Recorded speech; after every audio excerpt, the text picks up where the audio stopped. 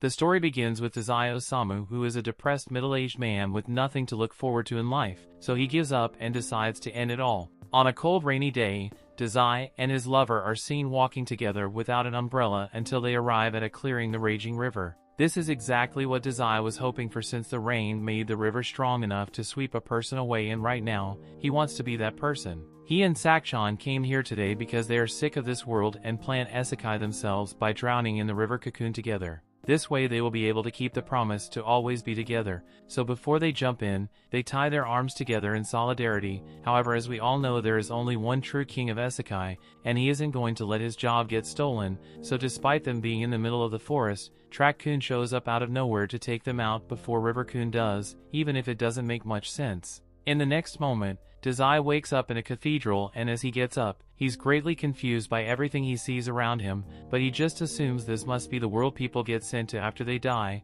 The style is different from what he's used to, but he will get used to it eventually. Just then, a voice calls out to him and explains to Dazai that he has been summoned here as the hero of this world. The woman's name is Annette, and she says she is tasked with guiding those who ended up here, to prove that this is indeed another world. She directs them to look out this window as a dragon and various other mythical creatures are seen roaming around in the world of Zauberberg. She tells Dazai that he's destined to become the hero of this world and restore the light, but he doesn't seem too happy about it. He wanted one thing, and that was to die alongside his lover Sakchan, but not only did he end up in a fantasy adventure instead, Sakchan isn't even here with him, so he feels like he's broken his promise to die with her. Oh well, that just means he has to try dying again, so Dazai swallows drugs, an entire bottle of pills, and patiently waits for the sweet embrace of death by overdose. Annette freaks out after seeing Dazai poison himself, so she immediately begins using magic to detoxify his body, but as Dazai regains consciousness, he tells her to stop trying to save him because it's really inconvenient. She doesn't listen to him and asks Dazai to stand up so he can fulfill his mission as this world's savior. However, Dazai doesn't even want to save himself, much less a random world that he just ended up in. He never asked to end up here in the first place, but this surprises Annette, so she asks if he happened to get hit by a truck. Dazai recalls a brief encounter with a truck, so Annette explains that she hired Truck-kun to Isekai people here as part of the service she offers. The way it works is simple. Truck-kun finds someone who is depressed or deeply unhappy with their life, which is why he usually camps outside League of Legends tournaments, but after he has run over his target, they get sent to this world and get a second chance to live a happy life, and they usually end up feeling better. The fact that Dazai got run over means he must have been really unhappy with his life, so she doesn't see why you wouldn't be excited for a second chance. While she may be right about Dazai's old life being miserable, that doesn't mean he's going to be any happier in this world. In fact, he's pretty pissed that Annette and her Isekai service ruined what was meant to be the perfect conclusion to his story. All they wanted was to spend his last moments of life with his lover, but she had to go and ruin it for him. Annette can't believe Dazai is so upset with her, but she's not worried about it since he will surely change his opinion once he did see his awesome stats. However, as she opens the stat window, she's shocked to see that Dazai possesses abysmally low health and mana. In fact, his health is so low that he would probably die from a stiff breeze in his current state. Annette refuses to believe Dazai is so weak, so she checks to see if he has some kind of broken ability to balance out his weak stats, but as she opens his ability window, she finds out that Dazai has no skills at all, aside from Depression level 5. Dazai is basically a glass cannon, but with no cannonballs, so Annette doesn't know what to do with him since something like this has never happened before. Dazai decides to leave the cathedral since there's nothing left for him here, but Annette feels the need to make up for her mistake, so she grabs Dazai's hand and apologizes for having him brought to this world, since he wasn't meant to come here. She unfortunately doesn't have the power to send him back to Earth, but she can't let him go and live by himself, either, since he wouldn't last 10 minutes outside with his current stat points.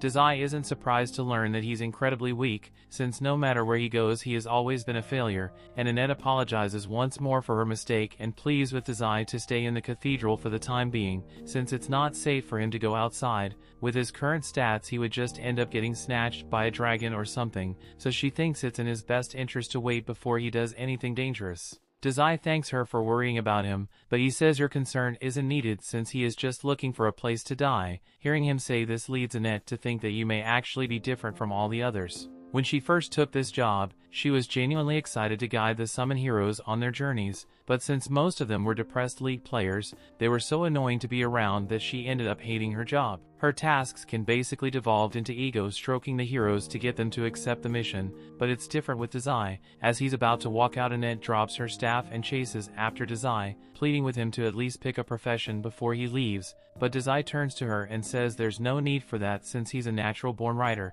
and that's all he will ever be. With that, he closes the door behind himself and says goodbye to Annette, and once Dazai is gone, Annette falls to the floor and begins thinking about how Dazai is the exact kind of person she has been waiting for. Meanwhile, Dazai has made it to some plains outside and is trying to get directions from a sign, but he doesn't understand a single word on it, so he just goes back to popping pills. Just then, he hears a voice saying he's just spotted a landmark, so 5 points of experience have been awarded. He may just be high off the pills, but you'd swear that sound just came from his head, and it really hurts since he suffers from migraines, so he tries to get it to stop. However, celebration music goes off in his head as he has now gone up to level 2, and the resulting migraines make him want to die and more. Just then, he hears a girl screaming for help nearby, so he turns around and sees the girl getting assaulted by a death tree. She notices Dazai and asks him to help her since she'll be killed by the tree if she doesn't escape soon, and the tree seems to be wrapping her in his branches more and more by the second. Dazai just stands there as the tree fondles the girl, and he seems to be enjoying the show so much, so that he asks her if she's okay about him writing a novel about this later,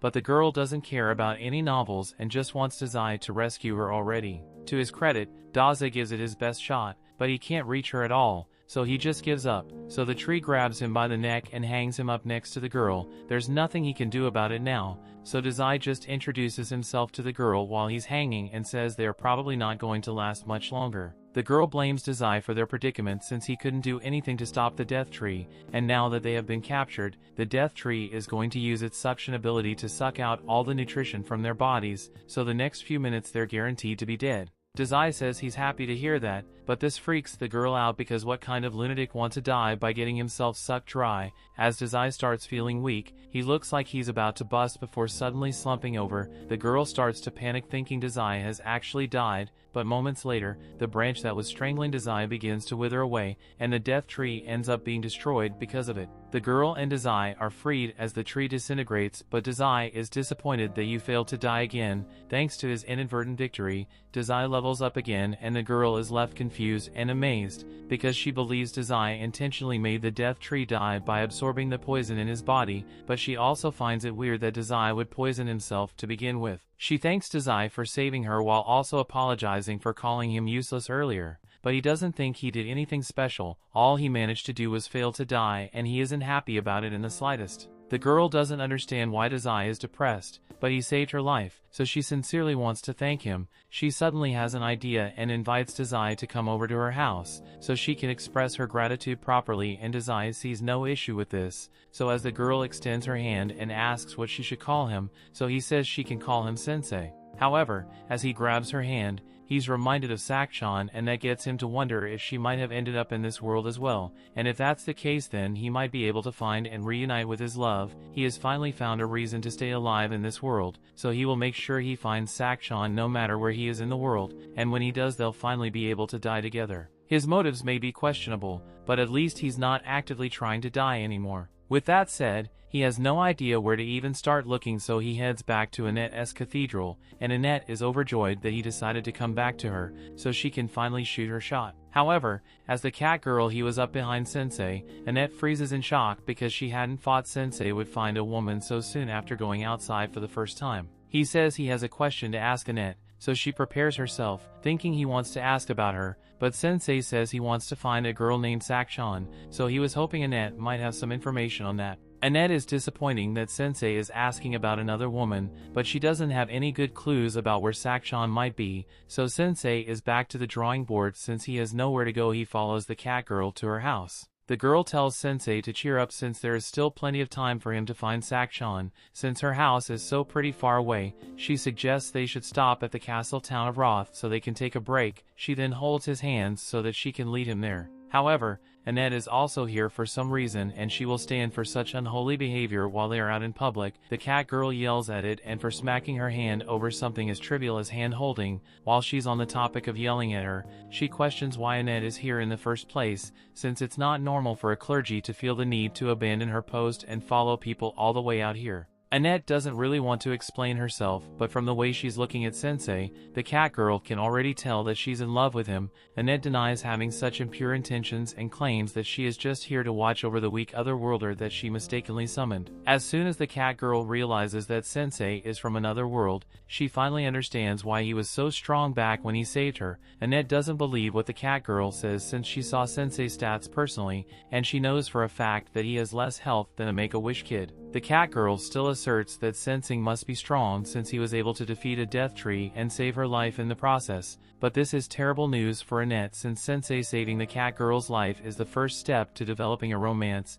She can't believe she's already losing her chance to cat girl. While they've been bickering this whole time, Sensei found something really interesting. It's a coffin that's the perfect size for him, so he climbs inside and says he has been feeling dizzy ever since he came here, so he's going to take a nap for a while, and they should wake him up when they get to the town. After that, he says goodnight to Annette and the cat girl, but the cat girl is mad that he still isn't calling her by her name, so Annette jokes that Sensei likes her more because he can actually remember her name. After that, Annette cheerfully ties a rope to the coffin Sensei is sleeping in and begins dragging it away. The cat girl asks if Annette should really be doing all this since she's supposed to be a clergy person of the cathedral, but Annette is too busy trying to pull the coffin until the rope eventually snaps.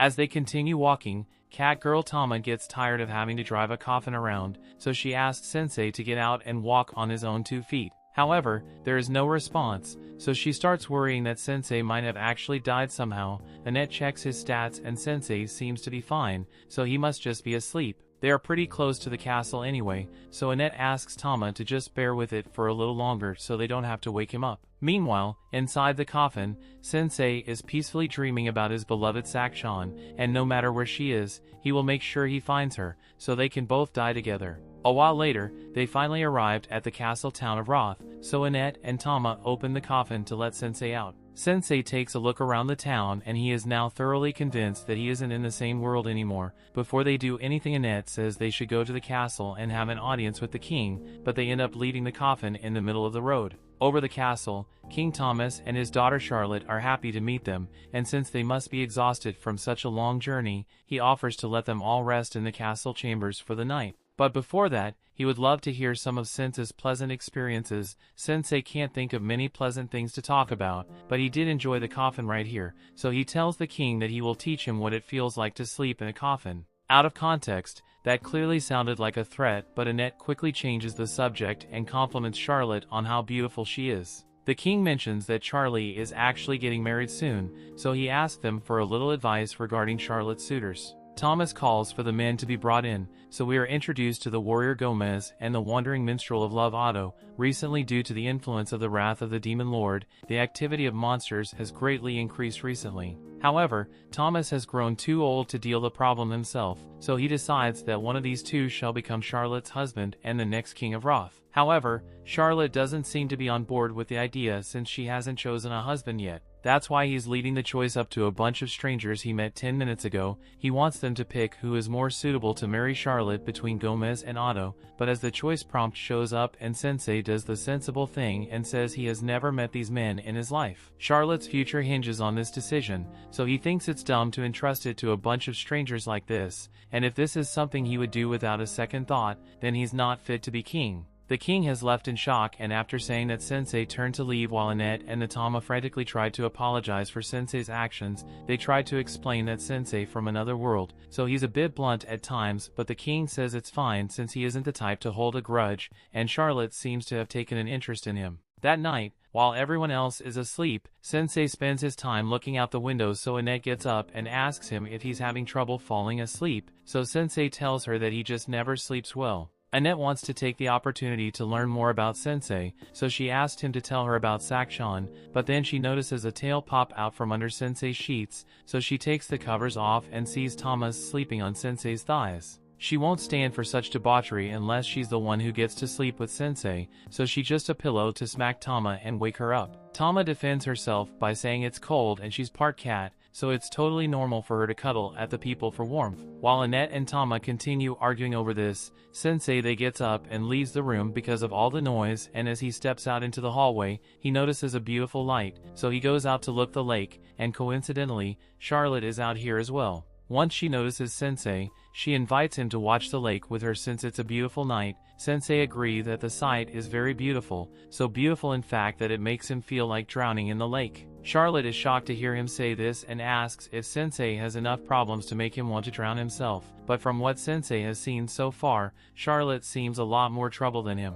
After some silence, Charlotte confides in Sensei that she hasn't been able to make a decision between Gomez and Otto. Gomez is only recently arrived at the castle, where he is already the most reliable of their soldiers. Her father has faith in Gomez's strength, so she feels like she should probably choose him, but Otto was her childhood friend, and whenever she feels down, he would always write a song and play it to make her feel better. She doesn't know whether to choose a husband who she loves or one who would be the strongest king for the sake of her father. Sensei laughs himself a little and says Charlotte is truly kind for worrying about what her father thinks to this extent, unlike Sensei, who has attempted to cancel his subscription to Life several times, always inconveniencing his family in the process. However, he has never once let someone else decide how he would live his life. He thinks Charlotte should make a decision based on what she wants, and to do that, she must figure out what her true desires are. The next day, King Thomas is called Sensei and the others in the throne room again, and he apologizes for the inconvenience,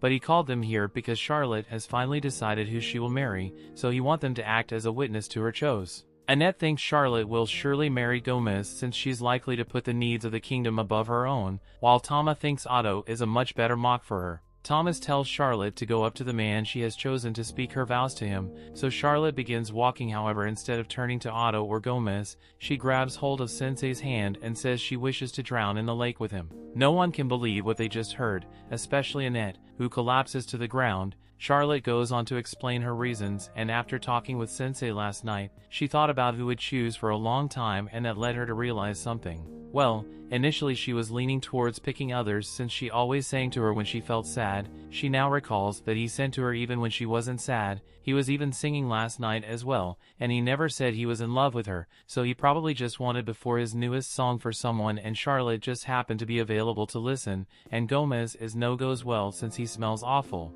The king asks Charlotte to reconsider chose a husband, which seems like an odd thing to be worried about after she declared her intentions to kick the bucket with Sensei. Charlotte snaps back at Thomas and tells him that it was a foolish idea to make her marry someone without asking for her opinion, since she never even wanted to get married in the first place. In the end, Thomas never stopped to consider her feelings at all, but Sensei actually cares about what she thought and respected that it was her decision to make. Sensei now understands why Charlotte chose him, but before he can give a response, Gomez takes off his helmet and says he never would have thought his cover would be blown because of his smell. He then transforms into this true form as a servant of the Dark Lord, and he says he had intended to acquire this kingdom by becoming its king so he could eventually hand it over to the Dark Lord. But his plan has been ruined since Charlotte saw through his disguise. Sensei looks over to Charlotte and asked her if she had figured out Gomez was a demon, but she had no idea whatsoever. She just said he smelled because he really does stink. That means Gomez just blew his cover for no reason,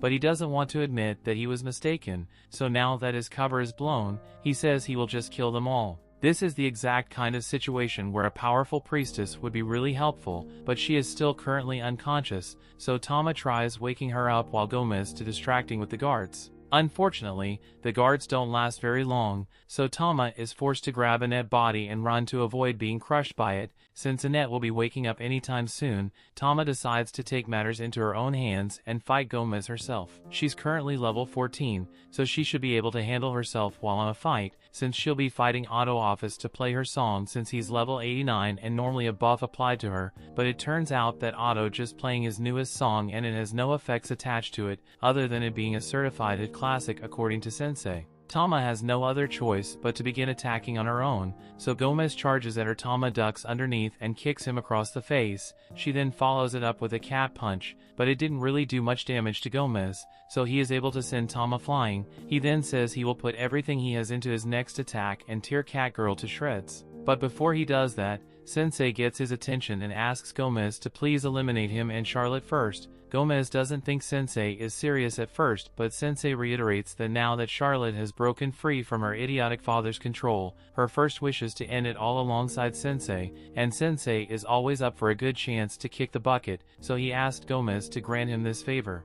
Gomez agrees to kill him, but he says that if he does that, he will go on to kill the king, and then he will go in the city to the ground while killing every last citizen inside it. Sensei doesn't really care what Gomez does since he will be dead by then anyway, but Charlotte is starting to have second thoughts about dying. As Gomez begins charging at them, she tells Sensei that she can't let herself die yet, since she wants to stay alive and protect the kingdom. Sensei is like to hear that Charlotte finally understands what she really wants, so since she wants to stay alive, he pushes her out of the way so that he's the only one who will be pulverized. As Gomez continues to charge straight at Sensei, Charlotte tries to convince him not to let himself get impaled, but luckily, at the same time, Annette had just woken up and she uses her power to cast a barrier of light in front of Sensei and shield him from Gomez's strike. She has vowed not to let Sensei die as long as she's by his side, so as Gomez tries to break through her shield, he ends up shattering his horns in the process, and now Gomez is defenseless. Tama is able to land a blow that sends him flying through the castle wall and into the lake. Both Tama and Annette are relieved that they managed to survive, and since Annette really helped her out during the battle, Tama feels the need to thank her. Annette thanks Tama as well for her help, and the two of them seem to be getting along a lot better now, and Otto is still here, just playing his heart without a care in the world. Charlotte has a lot to think about after what just happened, but suddenly her father runs up to her and starts begging for forgiveness for not considering her feelings earlier. Sensei was right when he said Thomas isn't fit to be king, and he now realizes that he's not fit to be Charlotte's father, so he sincerely asks her Charlotte if she is willing to forgive. Charlotte gets down and tells her father that she forgives him. From now on, she would like to talk to him a lot about the future of this kingdom and themselves. Thomas is really happy that he was able to reconcile with Charlotte, and Charlotte is happy her father finally understands her, but all Sensei can think of is how Annette and Tama messed up his perfect chance to get game over. A while later, Thomas acknowledged that he wasn't fit to rule as king, so he abdicated the throne to Charlotte, who now has everything of power to make sure the kingdom is kept safe, and Otto is still making songs since he's got nothing better to do. Meanwhile, Annette and Tama are busy dragging Sensei's coffin to their next destination, and they are talking about how bold it was for Charlotte to become the queen at the age of 16, but they are sure it will work out somehow. Sensei gets out of the coffin and says what's important is that Charlotte made the decision for herself and she's standing by it, which is something that Sensei thinks is beautiful. The story continues. We see after driving Sensei for a long time, Tama asks Annette that they can take a break since she's gotten really tired. It covered a considerable amount of distance, so Annette thinks it's okay if they take a little break since they stopped. Sensei opens the coffin and asks if it is time to eat yet. Annette offers him some bread, but Sensei says he only eats boiled tofu, so if she doesn't have any, he's just going to go back to sleep. After the break, Tama asks how much longer it will take before they arrive at her house, and since Annette is the one with the map, she says it looks like it will take a few more days before they get to her hometown, but before that Annette asks to make a stop at this Swighten temple. Tama doesn't mind the delay, but she asks why Annette needs to go there, prompting her to start explaining the Isekai process. Normally, otherworlders arrive in this world through one of the 4 temples and head to fight the Dark Lord from there, but since Sensei's goal is to find Sakshan rather than defeating the Dark Lord, Annette wants to head to the temples to see if they can gather any information regarding Sakshan whereabouts. If they are unlucky, they might end up having to travel across the whole world, but Annette totally ready to leave everything behind for Sensei. In all honesty, she doesn't want Sensei to fight the Dark Lord even though it's her job to convince otherworlders to do it. She just doesn't want Sensei to be exposed to that kind of danger, so Tama trades her for being in love with Sensei. Annette denies any impure intentions even if it's painfully obvious at this point. She tries claiming that Sensei gave her a breath of fresh air when she was beginning to give up on her job, so she wants to repay the favor and help them find the person he's looking for, that's all. Tama asks if that means Annette would be alright with it if she found out Sakshan was actually Sensei's lover or something, but while the mere thought of Sensei having a lover is painful, she still wants to confirm for herself it turns out to be true. By the way, Tama wonders if Annette will even be allowed to enter this Swighten temple since she kind of ditched her job to go on this journey. Annette doesn't think it's going to be an issue since she's good friends with the person in charge of this Swighten temple, and it's not like she just abandoned her post either since she had her familiar send in an official resignation letter for her, and coincidentally, that same familiar is back and currently chewing on Sensei's head. After healing Sensei, Annette complains that her familiar is always causing problems for her, and now that she says it out loud, she realizes it might have been a bad idea to leave the delivery of her resignation letter to this thing. Her suspicions are confirmed when it spits up her resignation letter, so now it looks like she abandoned her post without notice, and she blames the familiar for it. Seeing the familiar fail so hard and its one job brings a smile to Sensei's face, since he is a failure as well, so he names it Melos, and Melos takes an instant liking to Sensei, but Sensei doesn't really want a pet, so he just goes back into his coffin. Meanwhile, Annette is freaking out over the fact that she left her post without notice, so the temple is totally going to deny her unemployment later. Just then Mello starts acting a little weird, and before long he runs away, so something is clearly wrong, but it's not until a dragon descends from the mountain top that they realize what Melos was trying to warn them about. The dragon is the strongest monster in the world, so Annette doesn't know what to do, but before the dragon attacks, a girl appears behind Annette and Tama, and she tells Ryuka to quit attacking random people. The girl then walks up to the dragon and begins petting it, so Annette and Tama are pretty confused by point. They'd never heard of someone managing to tame a dragon before, so they ask who the girl is. However, she just turns to them and says there are a lot of monsters in the area, so they should hurry up and leave before they get hurt. In fact, it looks like one of their teammates has already died. Annette apologizes for the confusion and clarifies that Sensei is still very much alive. He's just a weird otherworlder, so he enjoys sleeping in a coffin. As soon as the girl hears that Sensei is an otherworlder, a switch flips in her head, so she removes her cloak and revealing that she's a dragon girl, and says she will kill all other welders. The amount of power coming from her body is intense, and she fires a blast at them. Annette is just barely able to hold it back for a couple of seconds with her shield, but her shield isn't strong enough, as the blast still does a lot of damage. They are left sprawled out on the floor, and they realize the dragon girl's power is far superior to theirs, but they are still determined to protect Sensei at all costs, so they get up to fight once more. However, the dragon girl has grown impatient with their meddling, so she uses her intense pressure to force them to the ground, and while they are unable to move, the girl stands over them, giving Annette a clear view of the mark on her neck, which she recognizes to be the mark of the wrathful Dark Lord. The Dark Lord is about to finish off Annette and Tama, but before she does, Sensei gets up and says there's no need for her to be so violent towards the others. He said her beef was with other welders, and that means the person she wants to eliminate is him. He tells her she's free to do whatever she likes to him, and since he isn't putting up a fight, the Dark Lord agrees to leave the others alone, and in the next moment, she punches a hole straight through Sensei's chest. As Sensei falls to the ground, the Dark Lord declares that her name is Waldelia, and she tells Sensei to rest in peace, but as she is leaving, Sensei gets back up and begins to laugh the fact that Waldelia actually stabbed him. He can tell that she's harboring hatred within her heart, since he once felt the same and wanted to stab someone. He even went as far as to write a threatening letter at the time, so he knows what it feels like to be consumed by hatred. Waldelia is starting to get weak out at this point, but Sensei keeps getting closer and touches her cheek, hitting her with that dying man riz. He says he would love to hear her story, but Waldelia isn't going to fall for his charm so easily, so she calls for Ryuka to get her out of here before she gets rizzed up. After she's gone, Sensei collapses once more since she still has a hole in his chest, but Melos is still around, so he finally makes himself useful and drags all of them to the temple, and upon seeing the poor condition Annette is in, Isha rushes to check on her, but Annette asked her to take care of Sensei first because he is in much worse condition.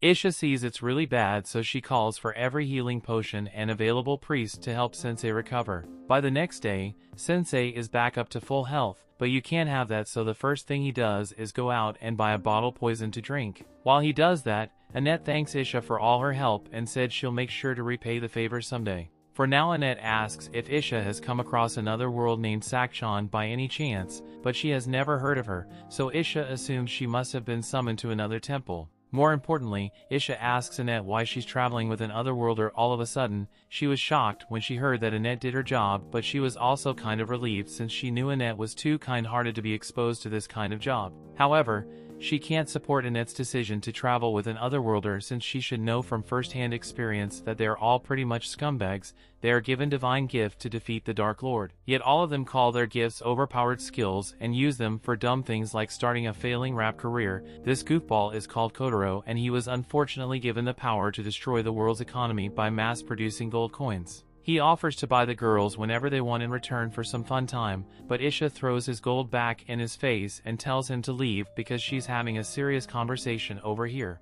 Kotaro was annoying, but he helped prove Isha's point that other welders aren't good people. Annette tries to explain that Sensei isn't like the rest of the other welders, but Isha doesn't believe it since Sensei's face says he's a destructive person. She mourns Annette that being around Sensei will ruin her, but Annette doesn't think Sensei is a bad influence since she is sure she has changed for the better ever since met Sensei, but her argument about Sensei being a good influence doesn't sound very convincing when he comes over to her asking for money to buy drugs, and she happily gives him as much money as he needs to, so Isha thinks Annette might be too far gone already. If Annette is already this attached to Sensei, it should at least wants to know what kind of gift he has, but she's surprised when Annette tells her Sensei doesn't have a gift, and despite not having a gift, he still put himself in harm's way to protect her and Tama from the Dark Lord, but this statement shocks Isha even more, as the Dark Lord was reportedly killed 7 days ago by some other worlders. We then see the bloodstained throne of the former Dark Lord and the other worlder who killed the Dark Lord sitting on it, and from a distance, Waldelia looks on squaring to avenge her father's death. A while later, Annette meets with Tama and informs her of the news that the Dark Lord was already slain 7 days ago. If she received the news from the church yesterday, and that's a wonderful thing since it means peace and finally come to Zauberberg, but if it's true that the Dark Lord is dead, then who is the one who tried to kill them earlier? Annette doesn't know the answer to that question, and now that Tama thinks about it, didn't Sensei also show up 7 days ago? If the Dark Lord had already been defeated by them, then why was Sensei still summoned to this world? Just then, Sensei tears up his papers and collapses in the floor, so Tama asks what's wrong with him now. He explains that he's been trying to write about the events that have occurred since he arrived in this world, but he's struggling to find the words. Annette asked if he wrote anything about her, but Sensei says he didn't write about her at all. If anything, he got a surge of creativity after meeting Waldelia, so he would like to experience something similar to spark his creativity, but Tama says she's not going to do anything dangerous with him. Annette suggests they all go out and just town to relax and considering her future with Sensei, and are a few things Annette would like to buy for him. Upon entering town, Annette buys a huge set of heavy armor for Sense and makes sure he doesn't die, and Sensei doesn't really mind it since the tight feeling reminds him of his coffin. With Sensei's safety ensured, Annette and Tama head off to do some more shopping, so she asks Sensei not to go anywhere while they are gone. A while later, Isha is walking through town where she sees a couple kids gathered around the suit of armor, and she's shocked to find Sensei snugly sitting inside, ignoring the question of why he's in such huge armor, and she says there's something she wanted to talk to Sensei about. She says that from now on Annette is going to be staying with her, and she believes staying with Sensei will ultimately make her unhappy. She tells Sensei to dissolve his party with Annette immediately, but Sensei just grins and tells her that Annette is the only one who can decide whether she wants to stay with him or not, so it's not up to Isha to decide for her. Besides, how can Isha be so sure that Sensei will make Annette unhappy when she knows nothing about him? But the fact that he's an otherworlder is all the proof she needs to know that Annette would be better off without him. Just then they hears an unsettling sound, and as she goes to investigate, she finds Kotaro introducing another otherworlder, Suzuki, to the people. Suzuki tells the crowd that the Dark Lord has finally been defeated, so they all begin to cheer for the otherworlders who gave them their freedom and the Dark Lord. Suzuki corrects the crowd since he wouldn't exactly call this being freed, it's more like they are under new management. He clears it from now on, this world will be ruled by the otherworlders and Suzuki will be taking over this town, so he demands all the people kneel to him. Just then, Kotaro spots Annette and tells that she's one of the elves who smacked coins in his face, so Suzuki gets up and yells at her for daring to harm an otherworlder, and he's going to make sure she never does something like that again. The story continues. We see after placing his hand on Annette's head, Suzuki activates his skill, and within moments, Annette's eyes go dark as she falls under his control. Something is clearly wrong, so once Tama realizes that Suzuki has done something to Annette, she grabs Kotaro by the jacket and demands to know what happened to her. Kotaro snickers and tells her that there's nothing she can do now that Suzuki's skill has been activated, because it turns anyone he pets into his mindless slave. Tama is enraged, so she threatens to beat Kotaro up until he gets Suzuki to turn Annette back to normal, but before she could do that, Suzuki had already put his hand on top of her head and used his ability to turn her into an obedient slave as well. Things have gotten out of hand, so Isha finally comes out and confronts Suzuki for misusing his ability when she taught him to only use it for good, but Suzuki couldn't care less about Isha's disapproval because he's the one with all the power here, and since Isha and the townspeople are so insistent on opposing him, he decides to just destroy the town completely to set an example and rebuild it as a place where no one will dare to stand up to him again. He He then turns to leave, but before he does, he turns to Isha and tells her he will be taking over her church and using it as his castle from now on. The attack dogs proceed to destroy the town under Suzuki's orders, including Tama, who is currently attacking the suit of armor Sensei is stuffed into earlier. Sensei isn't alarmed in the slightest by Tama's robbing behavior, and in fact he finds it amusing that Annette was actually right about him needing armor in case of emergencies like this. Eventually, Tama punches deal enough damage to shatter the plating of the armor, but in the process she causes the helmet to go flying straight into her face, which knocks her out instantly. Sensei is now free from the armor, and since Tama is unconscious on the ground, he does the only thing he can think to do and stuff her in a barrel so she doesn't hurt anyone. After he does this, Isha comes crashing into the building beside him, and for once she's actually relieved to see Sensei's face, but she still stands firm on her earlier statements, as Suzuki is a prime example of what otherworlders are like. Not only did Suzuki use his gift for his own selfish desires, but his greed has also led him to become a danger to society. The power from his gift must have gone straight to his head since he wasn't like this when he first arrived in this world. Initially, he was a shy and weak-willed man, but now he has turned into a monster. Hearing Isha describe Suzuki's descent into evil gives Sensei the spark of inspiration he has been looking for, so he asked Isha where Suzuki is right now, and he is informed that Suzuki should be in the church right now, so he asks Isha to watch Tama while he goes to see Suzuki. Isha tells him to wait since it's crazy for Sensei to go after a hero and doesn't have a gift, but Sensei still insists on going since he believes Suzuki's story will be an interesting topic to write about, so Isha relents and says she will go with him to ensure his safety. As they arrive at the church doors, Sensei is excited, but Isha can't understand how Sensei is so calm in a situation like this. He is already seeing what Suzuki's gift is capable of doing, so he should know that he stands no chance of winning it on this fight. If Sensei opens the door without a plan, she tells him he will be torn apart by Suzuki's beasts, but as she says this, Sensei pulls a bottle of poison out from his sleeve. Isha is impressed since she believes that Sensei must be planning to use poison to take out the beasts, but to her shock, he just shows the entire thing in one gulp. Since they can't use the poison anymore, Isha gets down on all fours and tells Sensei that they are going to have to use the back door now, but once again Sensei doesn't listen to her and walks straight through the front door. Sensei greets the Suzuki and tells him that he is interested in writing a novel about his story, so Suzuki thinks Sensei is a fan of his, wishing to document his heroic deeds, but the reality is quite the contrary, as Sensei says that the story he wishes to write is about a loser who is given more power than he deserved and ultimately turned into a scumbag. Suzuki feels insulted, so he orders his dogs to rip Sensei to shreds, and Sensei is still just standing there, so Isha takes it upon herself to defend him. She casts a spell that fires lasers into the dog's head, but eventually she is overwhelmed, so Suzuki orders his remaining beasts to shoot fireballs at Sensei. Since Isha isn't able to protect him, it looks like Sensei is in real danger here, but at the last second the fireballs get deflected by a floating helmet and go flying back at Suzuki. It turns out that Melos was the one making the helmet float, and the fireballs were reflected because the armor is capable of deflecting low-level spells. Kotaro is starting to freak out since it's clear if it's Sensei is blessed by the gods of plot armor,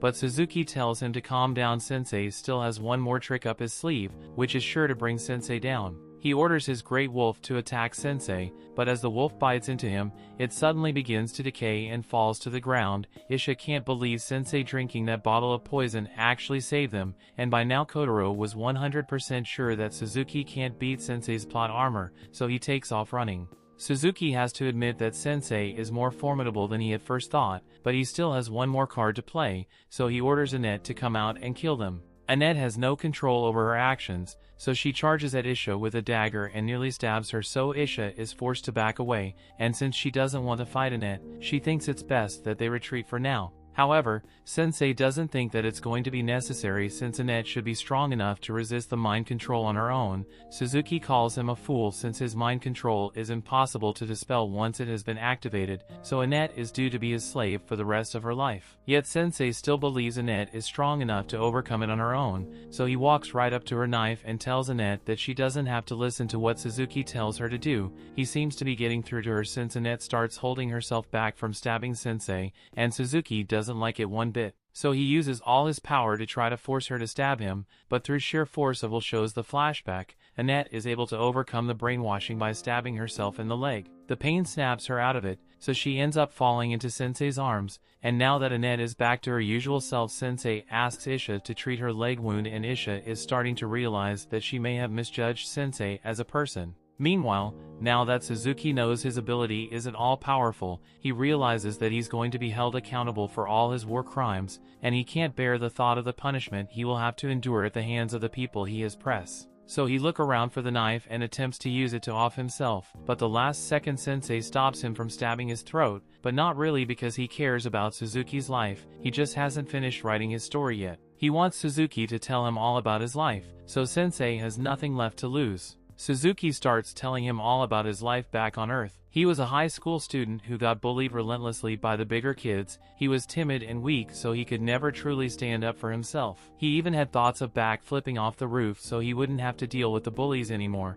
but ultimately he was too much of a coward to go through with it. On his way home that day, a drunk old man bumped into him and then proceeded to yell as if it were Suzuki's fault, so Suzuki was obviously angry, but he still didn't have the will to stand up for himself. Overall, he was a miserable person, which made him a prime target for Truckuen, and before he knew it, he was transported to this world and greeted by Isha as a hero chosen to defeat the Demon Lord. From there he was left to level up on his own and had to fight the wolves before ultimately making them his faithful servants, and once he had command over strong allies, he was finally able to defeat powerful monsters. He believed things were finally getting better for him, but as he walked through town, he realized that despite his newfound power, people here still treated him like an outcast, just like people on Earth. And eventually, the thought that he may end up getting bullied here made and reach his breaking point. He had suffered endless torment on Earth and suddenly found himself being proclaimed a hero, but he had no reason to want to save this new world or be its hero. Although, even when he tried to play the part of a villain, he couldn't even do that.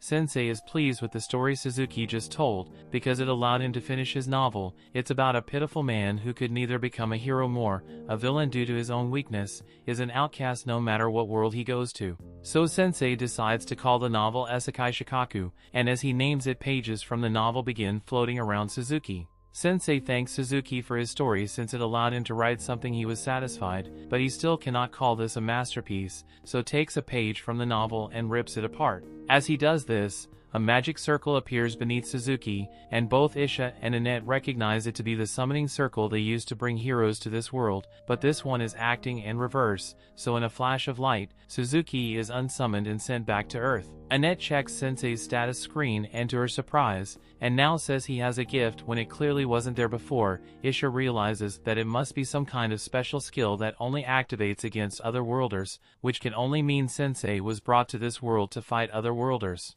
After he's done, Sensei collapses to the ground. He's disappointed that he couldn't create a masterpiece like he wanted, and it looks like he is oblivious to the power his writing possesses as he starts wondering what happened to Suzuki. With Suzuki having been reversed isekai, all the monsters under his control stopped being aggressive and began leading the town, and Tama finally gets herself out of the barrel, although she can't figure out why she was in there to begin with. After things go back to normal, Isha thinks Sensei deserves a reward for saving the town from Suzuki, so at his request, she has a custom coffin made for him. Annette thanks Isha for all the help she has offered, but before she goes, Isha says there's something important she would like to discuss with Annette. She tells Annette that it is very likely that Sensei is an incredibly important hero to this world, and that means traveling with him is bound to be insanely dangerous. But after seeing the willpower Annette possesses, Isha believes Annette can handle any challenges that come her way, so she asked her support Sensei to the best of her ability. After that, the group is ready to continue their journey, so Tama and Annette both grab the ropes to be inhaling Sensei's coffin,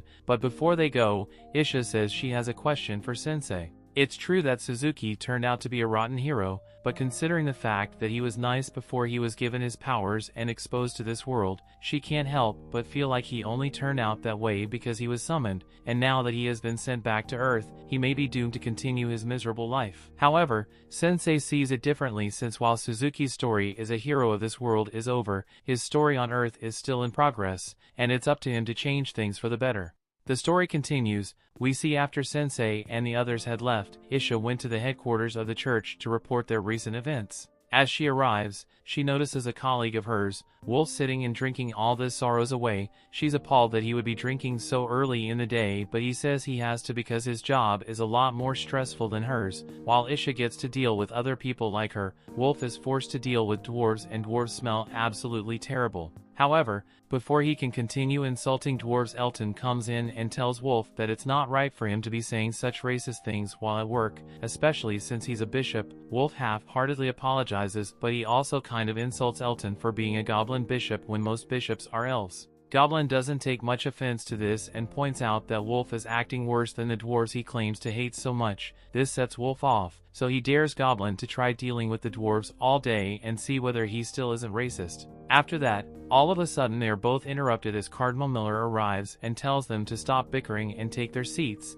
so they can get this meeting started. Once the meeting begins, Miller apologized for summoning all of them here on such short notice. He would like to begin the meeting by having each region, but it looks like there's someone missing. However, before he can start talking, another bishop arrives and stumbles onto the floor in front of them. None of them have any idea who this girl is, so Miller introduces her as the new bishop of the Western Temple who is taking over after Annette ditched her job. They all get seated and Miller asks for the bishops to begin their reports, starting with Arya. She introduces herself as Annette's replacement and reports that nothing noteworthy has happened in her region. The cardinal mentions that he heard Princess Charlotte inherited the throne recently, and that seems noteworthy, so Arya apologizes for forgetting to mention that. Well, Arya is bidding to not be fired. The goblin bishop Elton interrupts her and begins his own report. He states that his region has experienced nothing but peace recently, so he doesn't have much to report. Wolf goes up next and gives his report on his territory. It's located right out in the middle of nowhere, but it's doing all right.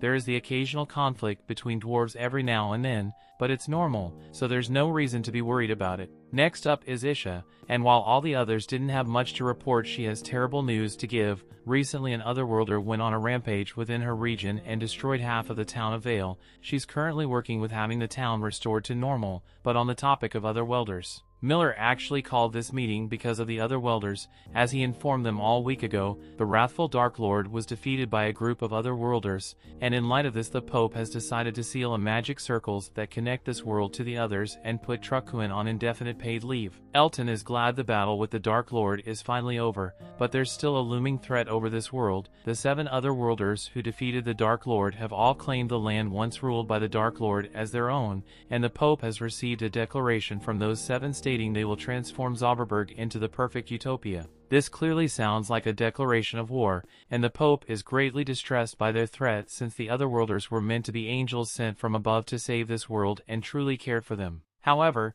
now they've turned against him, and the church has to prepare for the impending danger. They also have to worry about the otherworlders who have been causing chaos in each region, and the daughter of the Dark Lord, who disappeared from his castle. None of them ever thought the day would come when the otherworlders would become the enemies of the church, and if they worked together, the otherworlders would become the far greater threat than the Dark Lord ever was. Arya is worrying about how they are going to fight such strong people, but Isha has an idea of how they could manage it, and she informs the others that there is a particular otherworlder who is able to use his gift to send another otherworlder back to his own world. The others are shocked to hear this, but if Isha's hypothesis is correct, then they will be able to send the otherworlders back to their own worlds with Sensei's gift. Just then, the Pope arrives, to the shock of everyone there, and he is delighted to hear such good news. He has Isha to fill him in on the details of this man. Meanwhile, within the Dark Lord's territory, 2 of the 7 otherworlders who had taken down the Dark Lord remain in the castle, while the other 5 has set out for various different regions to claim them for their new empire, and the 2 left behind are eager to see what's about to happen to this world. Back with Sensei and the others, they finally manage to make it to their destination, and Tama is excited to finally get to sleep in a bed again. But all of a sudden she gets a notification from her system, and due to all of her coffin pulling, her level has risen to level 17. Leveling up is nice. She doesn't seem pleased by the way it happened. For now, Annette thinks they should start by looking for an inn to spend the night at, and out of nowhere a voice tells them that there is a good inn down the road. Annette looks up and spots a little boy sitting on a signpost, and he offers to give her some information that will help her navigate this town since she's new here. The boy tells her that there's a hero dispatch service in this town, and essentially otherworlders accompany parties who lack confidence in their skills on missions, ensuring their safety and making the mission as smooth as possible. The boy says he came up with the idea himself, but as soon as he mentioned otherworlders, Tama gets flashbacks, so Ikotaro and Suzuki did, so she wants nothing to do with it. The boy doesn't understand why she dislikes otherworlders so much since they are the ones who saved this world, but that aside, he says if they are interested, he can introduce them to an otherworlder right away.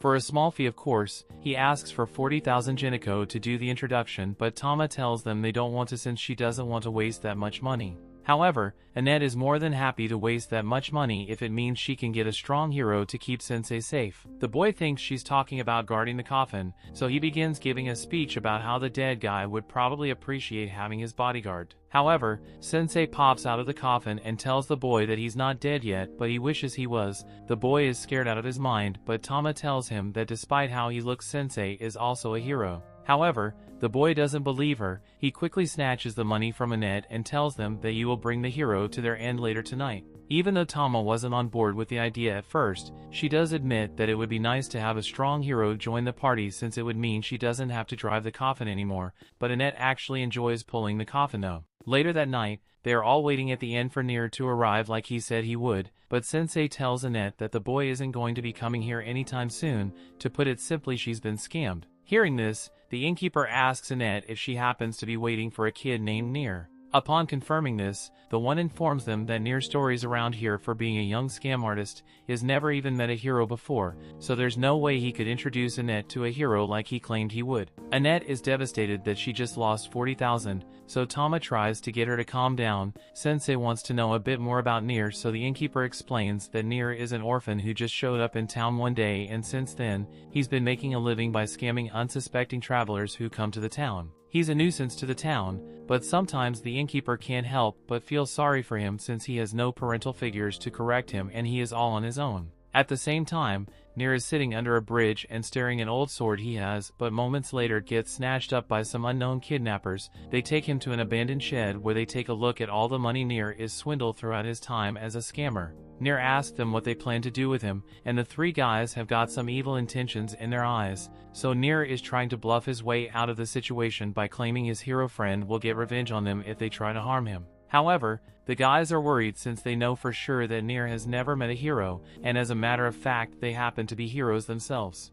One of them has a gift that allows him to summon a powerful crossbow, and since Nier has been so carelessly using the name of the heroes to scam people, the Otherworlder is going to punish him with an arrow to the head. Nier can't believe the heroes he looked up to are actually scumbag, but he comes to terms with it and awaits his death. However, at the last second, Sensei shows up and pushes the bomber's hand, redirecting the arrow into the knee of the metal man. Sensei tells them that they have no right to call themselves heroes when they act like this. His words are promptly ignored as the one with glowing eyes uses his skill to analyze Sensei, and to his shock, he discovers that Sensei is an Otherworlder as well. This puts them all on edge because they don't know what kind of power Sensei might have, but upon closer inspection the appraiser realizes that Sensei only has 1 point of HP left and he is currently poisoned for some reason. This gets the bowman to calm down since he now thinks he can easily beat Sensei, but the second Sensei hears the bowman say he's going to end him, his interest goes through the roof and he starts walking straight towards them. The appraiser starts freaking out since Sensei's health stats are suddenly increasing at a rapid rate,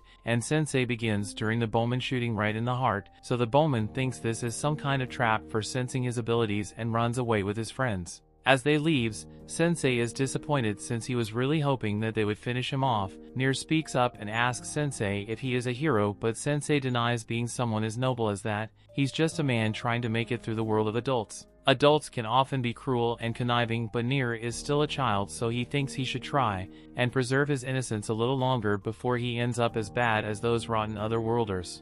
Sensei then begins to leave and Nier feels inspired by his speech, but his inspiration soon turns to panic as Sensei walks out of sight, and Nier realizes that Sensei forgot to untie him, so he's going to be stuck here all night. The next morning, Sensei and the others are getting ready to leave town to continue their journey, but Tama notices that Sensei seems to be sleepy, so she asked him if he managed to get good night's sleep. Now that Annette thinks about it, she recalls that Sensei snuck off somewhere last night without telling them where he was going, so she asked him if he spent the night with woman or something. Sensei doesn't say anything other than he had an eventful night, and Annette is seriously crying over the possibility that another woman got to Sensei before her. However, they get interrupted by Nier, who says they should hurry up so everyone can start going.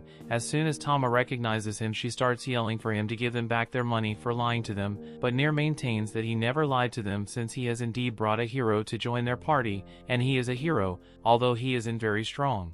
The story continues. We see they continue their journey, but shortly after, all of them get thrown in jail. They took Tama somewhere else, and Nier assumes she must be the reason they all got locked up and speculates that she might have stolen from the royal family or something.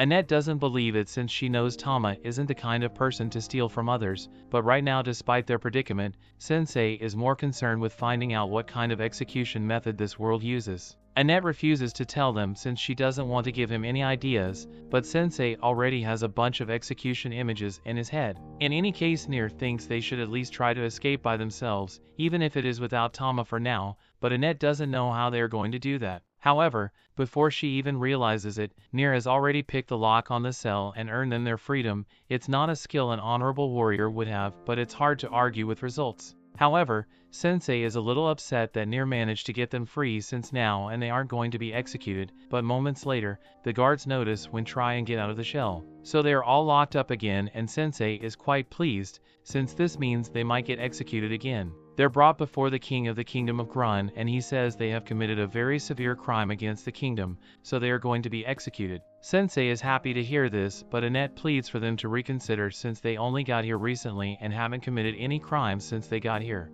But on the contrary, the king says they have committed the worst crime of all. He says they kidnapped the princess of this kingdom, Matilda, so there will be no leniency with their punishment. Just then Tama walks in to put a stop to this whole execution thing and the others are shocked to discover that she is Princess Matilda. She tells her father that her friends didn't kidnap her, she just went on a journey across the land so that she could improve her compatibility, and she happened to meet them along the way, so they've done nothing wrong. Even though the king now knows that Sensei and the others are innocent, he still refuses to release them and instead decides to use the lives of Tama's friends as blackmail to get her to behave. He says he will only let them live if Tama agrees to never do anything foolish like running away again. He just wants her to be a good princess and listen to what he says from now on. Tama doesn't want to agree to that, but since it's the only way to save the others, she eventually caves in and swears that she will act in a manner befitting a princess. As much as she hates this, she has no choice but to turn her back on her friendship with them, and since she agreed to the king's demands, they are allowed to go free.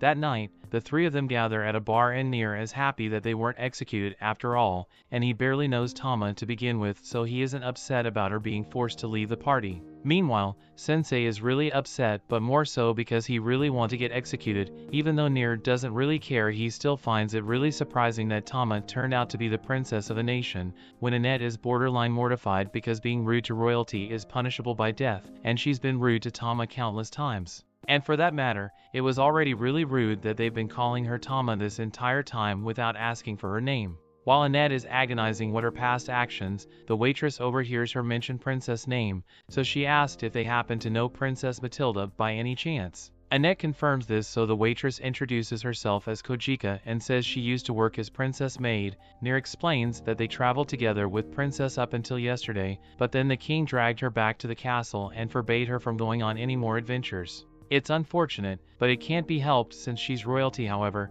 Kojika's expression after hearing what happened to Princess leads Sensei to believe that there is more to the story than it would seem, so he asked Kojika if she could tell him all about what happened between Princess and her father. Annette thinks it might be rude to pry into the personal life of Princess now that they know that she is royalty, but none of that matters to Sensei because to him, Princess will always just be the same old Tama he knows. Meanwhile, Tama is in the castle recalling how funny Annette and Nier looked when they realized that she's a princess, but Sensei still acted the same way he always does. She wonders what the others are up to right now, but as she's looking out the window, she notices a figure standing on the building nearby, and in the next few moments that figure causes mass destruction to the castle. After all the chaos, the king and his guards are alerted to the presence of an intruder, but by the time they arrived, the intruder has already had the chance to take a seat on the throne, and he begins talking about how disappointed he is with the kingdom of Grun, but he hasn't gotten the chance to taste the demi-human girl yet, so he thought he would swing by.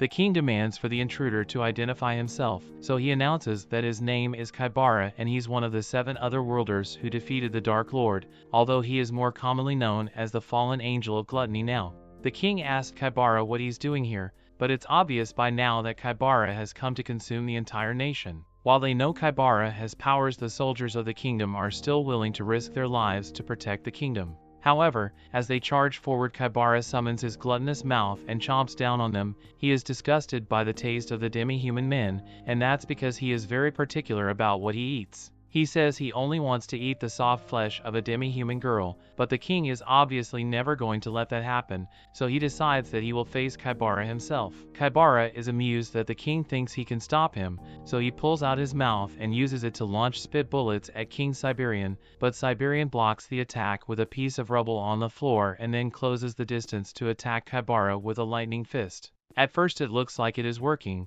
but it turns out the Kaibara was just pretending to be in pain. That lightning fist would have killed any normal person, but Kaibara's body is just really tough since he ate a bunch of golems the other day. Seeing that just regular punches aren't going to be effective, Siberian decides to go all out and use his most powerful move, take Kaibara down. Kaibara is intrigued to see what the king can do, so he charges forward as well, but before they can clash, Tama butts in and interrupts the fight. As soon Kaibara spots Tama, he is dead set on tasting her succulent flesh. Tama recognizes him as the person that was standing on the roof before the castle got attacked, so she tears her dress and says she will help her father to fight him. However, Siberian refuses her help and tells her that she can't replace her brother, no matter how hard she tries. Meanwhile, Sensei and the others are hearing the story of Tama's brother from Kojika. Her brother was named Leon and he was set to inherit the throne of Grun. The future of the kingdom looked bright with the valiant Leon as the next king and a kind-hearted Tama beside him, but one day,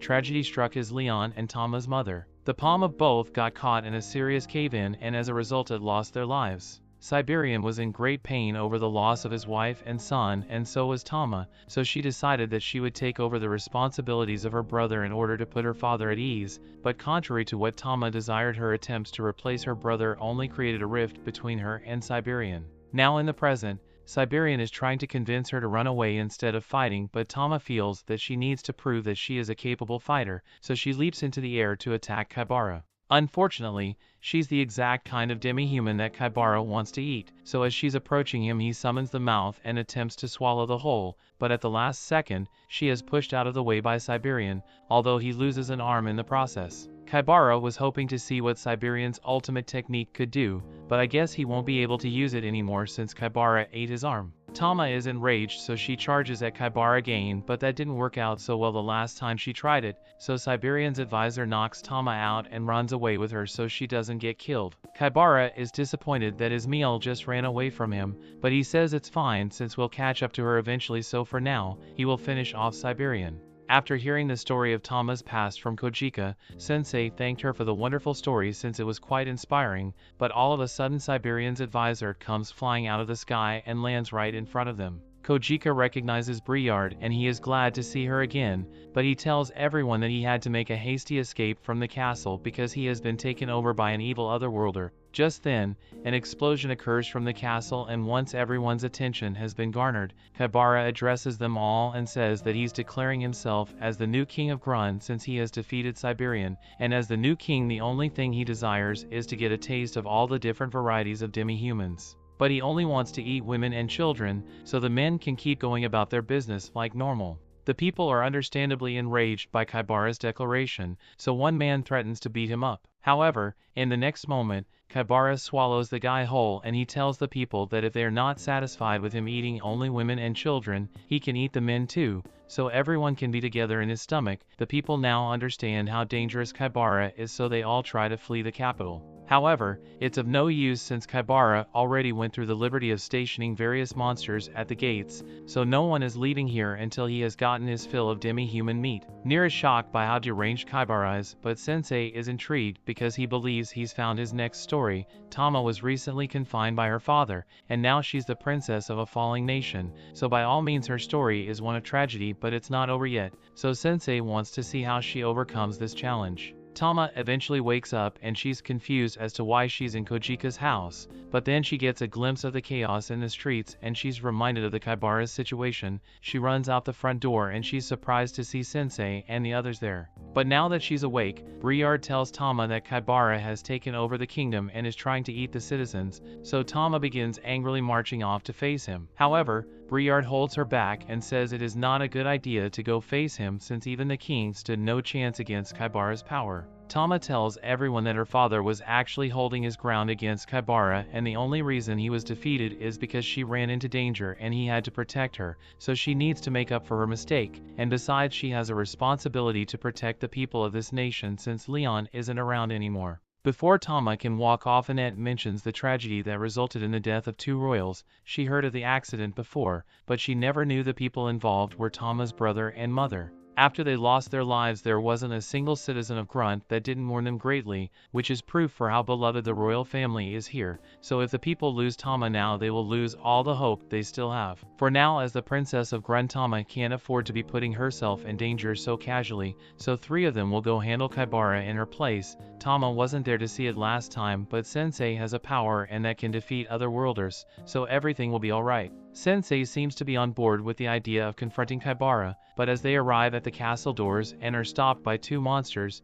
Sensei says he came here because he wants to get eaten by Kaibara. After all the time he spent thinking about different execution methods, it never occurred to him that being eaten might be an interesting way to meet his end, which is why he wants the monsters to inform Kaibara that someone is here to be eaten. The monsters are confused, so they lock the 3 of them up in a cell. In the meantime, Annette is crying her eyes out because she thinks they are really going to be eaten. While Sensei is interested in the possibility of getting eaten, he didn't actually come here just to die. He already had a plan in mind for their escape, so he reminds Nier that these are the same castle prison cells that Nier helped them escape from this morning, so they can truly pick the lock again.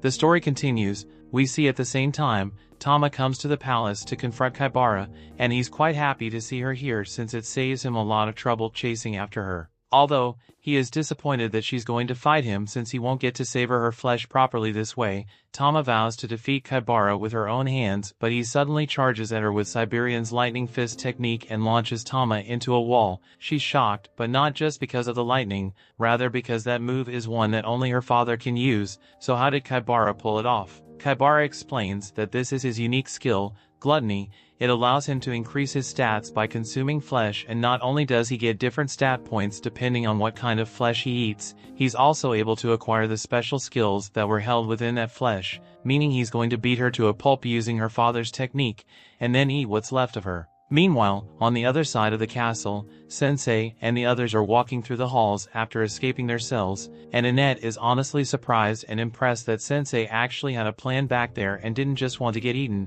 but Sensei is really disappointed that he won't be eaten. They eventually arrive at a door, and this confuses Annette and Nier since they thought they were going to defeat Kaibara, but Sensei says this is exactly what he was looking for. They enter the room, but Annette is still wondering what Sensei could possibly need from the late queen's room, but then he starts searching through all the trunks and drawers until he eventually finds what he was after, book and quill. While they were doing this, Tama is still getting knocked around by Kaibara as he appears behind her and performs a tiger kick to launch her into the air. He then jumps up and elbows her into the ground while mocking her for her mediocre martial arts skills. The fight looks to be over, but Tama has a flashback to a moment where she was hanging out with Leon while he trained. She asked him why he was working so hard to become a fighter when she knows he hates fighting, and Leon admitted that he indeed wasn't much of a fighter. In fact, Tama probably has more talent for fighting than he does, but that is why he needed to train harder than anyone else, so he becomes strong enough to protect those he cares about. This motivates Tama to stand up once more,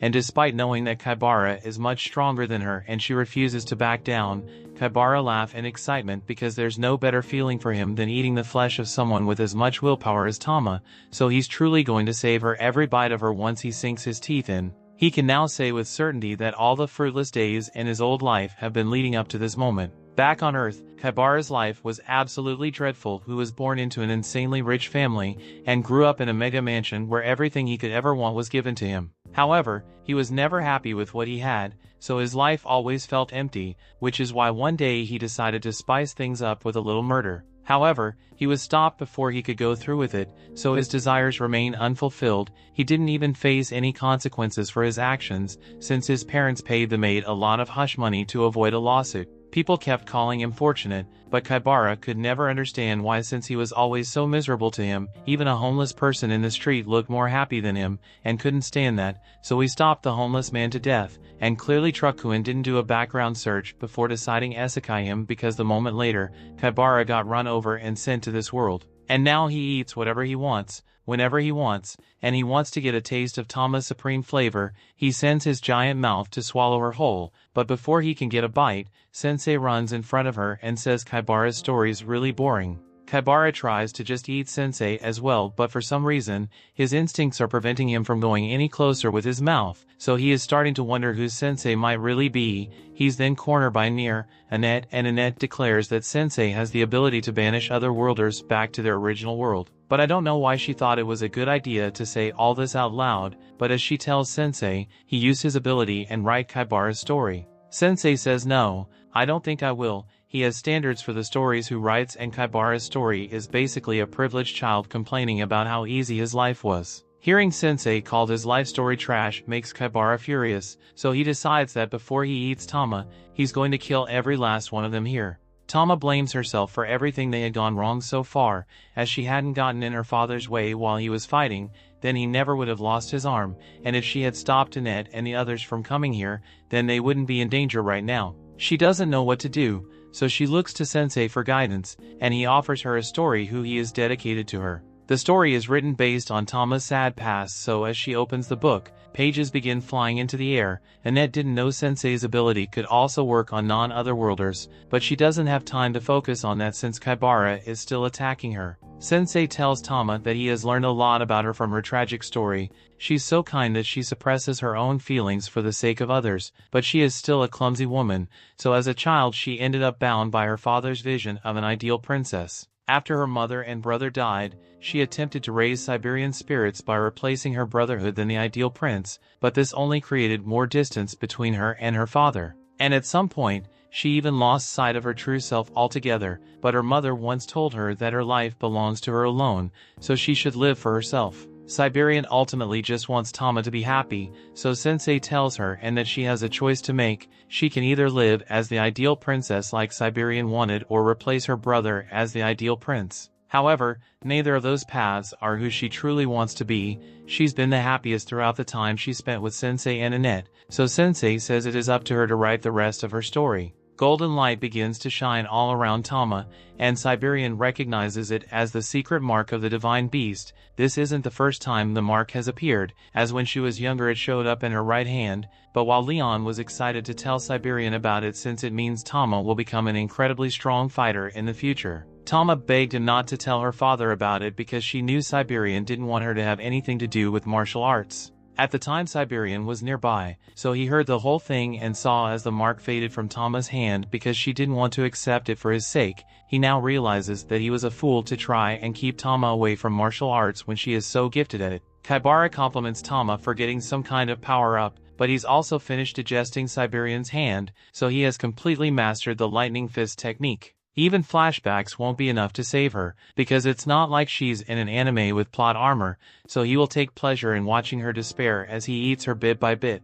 While Kaibara is ranting, Sensei lights up the smoke and calmly says that hope may often be disappointing, but even when pushed to the brink of despair, people will still always find the last thread of hope to cling on to. Tama charges forward and Kaibara is still confident that he will overpower her, but then he gets discombobulated and head-butted into a concussion. He tries to counterattack, but Tama has already charged up for finishing moves, so even though he uses his rock-hard defenses, he's ultimately torn to shreds by the force of Tama's attack. Kaibara falls to the ground, and now that he has been defeated, the sacred mark on Tama's hand begins to fade as she falls unconscious. Siberian catches her and Annette comes over so she can heal her. While Tama is being healed, Sensei goes up to Siberian and returns the Queen's diary to him. Siberian asks if Sensei read his deceased wife's diary without his permission, and Sensei doesn't deny it, but what's Siberian going to do? It's not like Sensei minds being sentenced to death for it. However, Siberian wouldn't dream of punishing Sensei because he owes him a debt of gratitude for giving his daughter guidance. Briard arrives a few moments later, and he comments on how amazing it is that Tama awakened her sacred mark, and not only that but the move she used to defeat Kaibara is actually an ultimate technique known as King's Fong, although her version of it is still incomplete. Just then, Kaibara comes back to life as a monster, but this makes no sense since Siberian is sure Tama's technique killed him. Even Kaibara doesn't know how he managed to survive that, but then he thinks back to the time he and the other 6 heroes defeated the Dark Lord, and it all makes sense to him now. He mentioned before that he was one of the heroes who killed the Dark Lord, but something he didn't mention was that while no one was looking, he had taken a piece of flesh from the Dark Lord and eaten it. At first he didn't know what kind of effect it would have on him, but now he can feel unimaginable power welling up inside him, so he has finally become the ultimate predator of this world. And with his new power, the first thing he is going to do is annihilate this entire kingdom, or at least that's what he would have done if he didn't get decapitated mid-sentence. The others are surprised to see Waldelia is here, along with her dragon, and Kaibara recognizes her as the Dark Lord's daughter, and he says he has something important to tell her. He starts talking about how much he enjoyed sticking her father's meat in his mouth, but Waldelia doesn't want to listen to another word from Kaibara's mouth, so she blasts him to ashes. Everyone is in awe of the power Waldelia possesses, and they're worried she may target them next, but then he hears a familiar voice that puts her on edge. Last time she saw Sensei, he has a hole in his chest, so she wonders how he could have possibly survived. However, Sensei doesn't answer her question and instead asks her if she feels any better after killing one of the people who killed her father. Waldelia doesn't know how to answer him, so she just threatens to kill Sensei the next time she sees him and flies away in her dragon. Nier is amazed that Sensei was able to scare off a woman as scary as Waldelia, but all Sensei can think about is how the look of sadness remained in Waldelia's eyes, even after she had gotten revenge on one of the people who caused her father's death, so he would love to write her story at some point in the future. The next day, operations have begun to repair the damage to the palace, although I don't know how they fixed a hole in a tree. Sensei and the others are given a sincere thanks from Kojika on behalf of everyone at the royal capital. They are about to leave town, but Tama isn't going to be coming with them since we decided to stay home and support her father. They'll miss her, but they can respect the decision she made. Meanwhile, Tama is sitting in her room, but the king comes in and asks her what she's still doing here. Her friends already left to continue on their journey, and he wants her to go with them. Tama tries saying she wants to stay and support him, but Siberian isn't weak enough to need the protection of a novice martial artist like her, which is why he's encouraging her to go out on an adventure and gain some experience, but once her journey is over, she has to return home to him. Tama understands what he's trying to say, so she changes into her adventuring clothes and jumps out the window. Before she goes, she thanks her father and promises to become a powerful martial artist just like him by the time she returns. Down the road, Annette and Nier are pulling Sensei's coffin, but Sensei stops them and says that unlike Annette, Nier has no talent for coffin pulling, so he isn't allowed to pull it alone. Nier tells Sensei to get out of the coffin and walk then, since there's no way Annette can pull it alone, but it doesn't look like she will have to since Tama comes running up behind them, and they're all happy to see each other again. That brings the episode to an end. Thanks for watching. Want next part? Subscribe the channel and turn on notification bell.